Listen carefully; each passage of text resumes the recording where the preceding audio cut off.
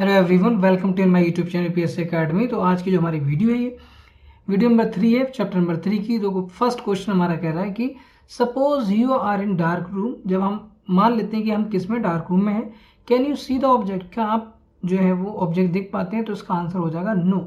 Dark, अगर आप dark room में हैं तो आप ऑब्जेक्ट नहीं देख सकते। Can you see the object outside the room? तो उसका आंसर है यस। अब इसको एक्सप्लेन करना है, तो हम इसको एक्सप्लेन पहले ये वाला पार्ट कर लें कि जब हम डार्क रूम में होते हैं तो क्या होते हैं, वहां पर कोई लाइट नहीं होती। हम बोलेंगे कि अगर हम inside the, if we are inside the room then there were no light, है ना। It is impossible to visualise any object, it is impossible to see the any object inside the room without light, है ना। But the object out of the room can be seen easily. क्यों? क्योंकि अगर हम बात करें outside तो light होगी यहाँ पर आउटसाइड, तो लाइट इस पर जब पड़ेगी तो ये रिफ्लेक्ट होकर हमारी आंखों तक जाएगी, और ये जब आंखों तक जाएगी तो आपको वो ऑब्जेक्ट जो है वो दिखने लगेगा। ठीक है, क्वेश्चन नंबर 2 देखें। कहने कि differentiate between the regular and irregular, regular and diffuse reflection. Does diffuse reflection means the failure of the law of reflection?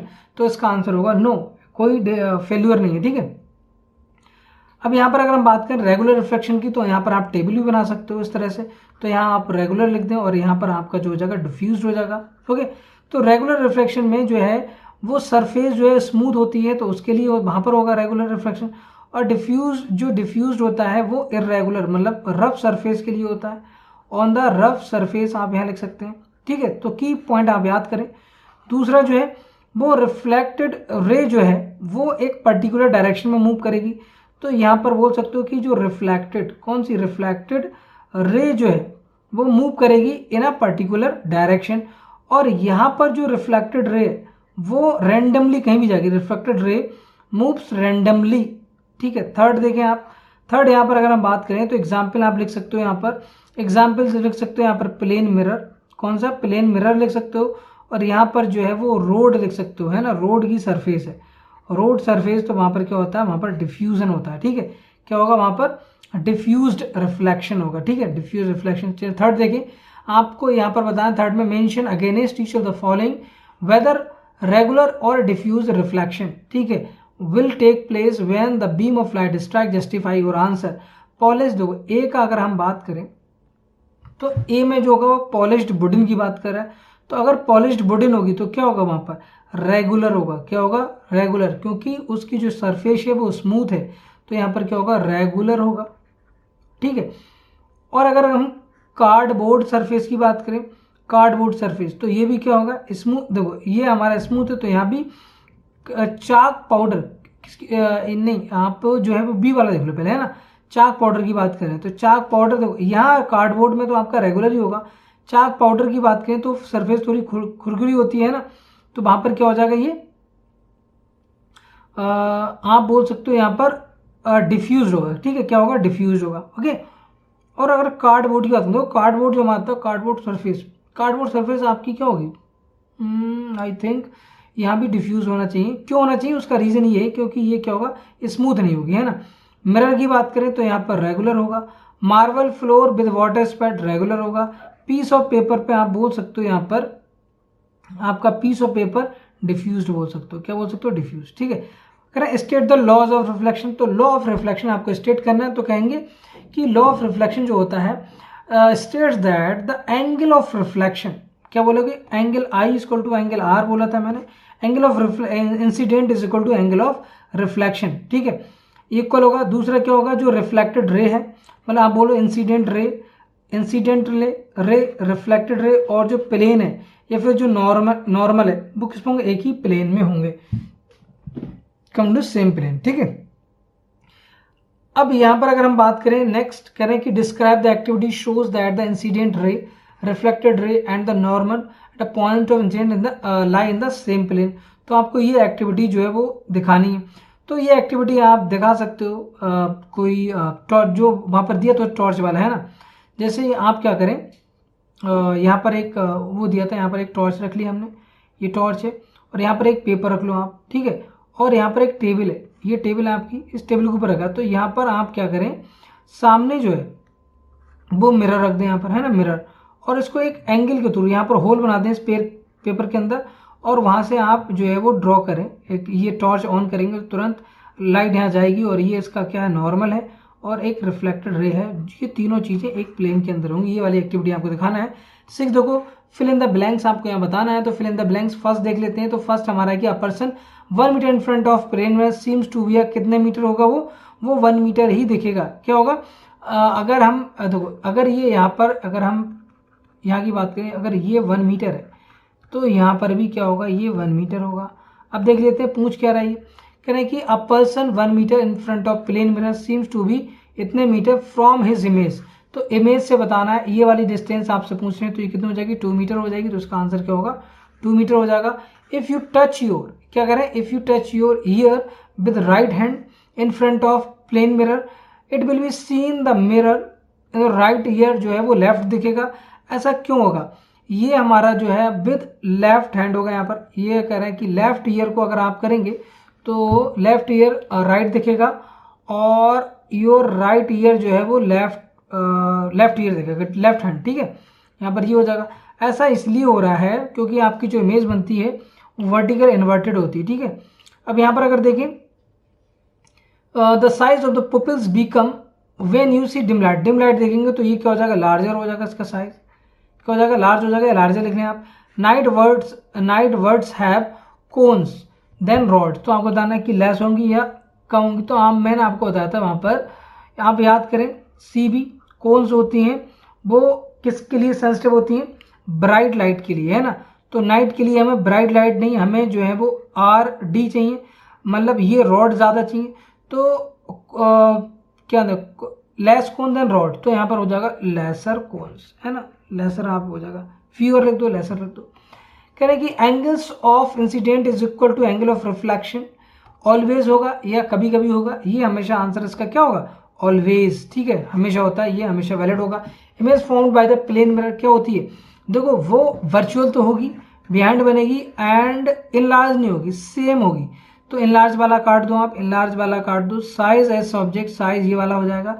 अब वर्चुअल, रियल तो बिल्कुल नहीं होगी, वर्चुअल बनती है, तो इसका आंसर क्या हो जाएगा, इसका आंसर बी हो जाएगा। इसमें आप जो है ऑप्शन एलिमिनेट करके करा करो ऐसे क्वेश्चन।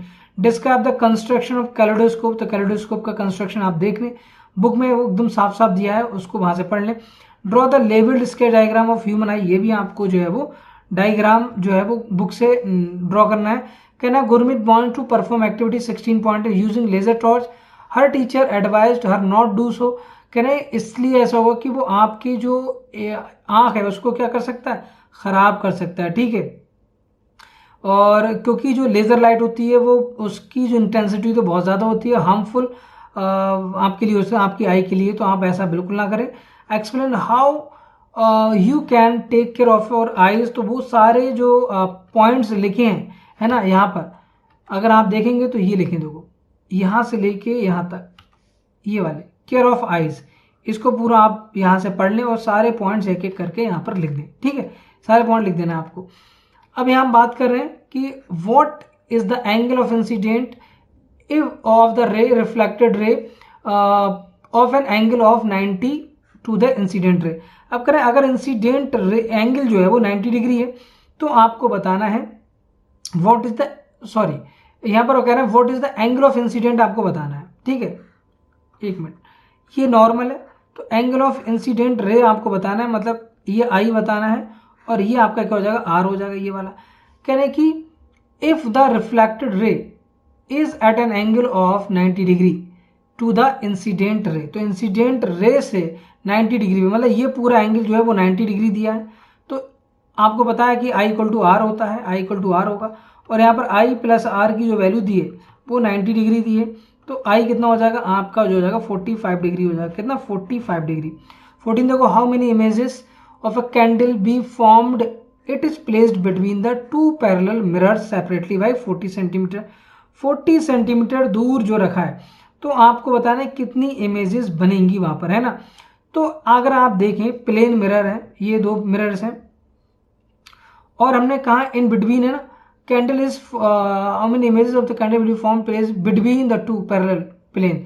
इनके बीच में यहाँ पर कैंडल है। ठीक है, अगर मैं ऐसे यहाँ पर देखूँ तो यहाँ पर एक कैंडल है, ये कैंडल है, और ये कैंडल की इमेजेस आपको बतानी है। तो कहना है कि यहाँ पर जो है मल्टीपल इमेजेस बनेंगी और इनफाइनेट इमेजेस बनेंगी, क्योंकि यहाँ पर मल्टीपल रिफ्लेक्शन होंगे और इनफाइनेट इमेजेस यहाँ बन जाएंगी। कह रहे 2 मिरर्स हैं at an angle, at an right angle, ये 90 डिग्री पे यहाँ पर जो एंगल है वो 90 डिग्री है।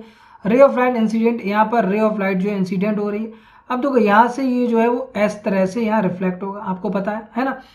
तो ये भी 30 डिग्री होगा, ये 30 है तो ये कितना हो जाएगा, ये आपका 60 डिग्री हो जाएगा। ये 60 है, ये 90 है तो ये कितना हो जाएगा, 30 डिग्री हो जाएगा। अगर ये 30 डिग्री है तो ये 60 डिग्री होगा, तो यहाँ से जो रिफ्लेक्टेड रे होगी वो कितनी हो जाएगी, 60 डिग्री हो जाएगी। ठीक है, आपसे क्या पूछे, आपसे कुछ ड्रॉ द रिफ्लेक्टेड रे फ्रॉम द सेकेंड, तो ये आपका रिफ्लेक्टेड रे का डायग्राम हो जाएगा। ठीक है, समझ में आगे होगी, पॉइंट है ना। अब यहाँ नेक्स्ट देख लेते हैं, कह रहे हैं 16 देख लो आप। तो कह रहे हैं कि वो जो stands at a just on the side of the plane mirror, तो यहाँ पर ए जस्ट साइड है, तो प्लेन मिरर जो है वो यहाँ पर उसकी हाइट, तो उसके लेफ्ट में ये, ठीक है, साइड में।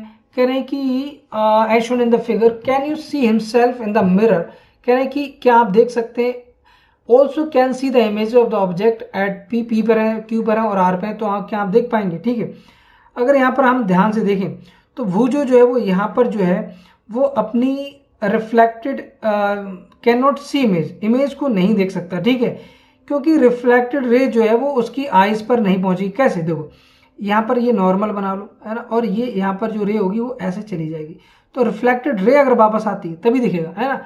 यहाँ पर ऐसा होगा, ये यहाँ देख रहा है और इसकी इमेज वापस चलेगी, यहाँ पर क्या रिफ्लेक्टेड रे आएगी, नहीं आएगी यहाँ भी। तो सिर्फ ये वाला केस है, पी वाले केस में देख सकता है ना। अब नेक्स्ट क्वेश्चन देख लें 17, कह रहे हैं find out the position of the image of an object situated at A. A पर जो है ऑब्जेक्ट है हमारा और प्लेन मिरर में, कह रहे हैं कैन पहली एट बी, बी पर कौन है, पहली है, और ये इस इमेज को देख पाएगी।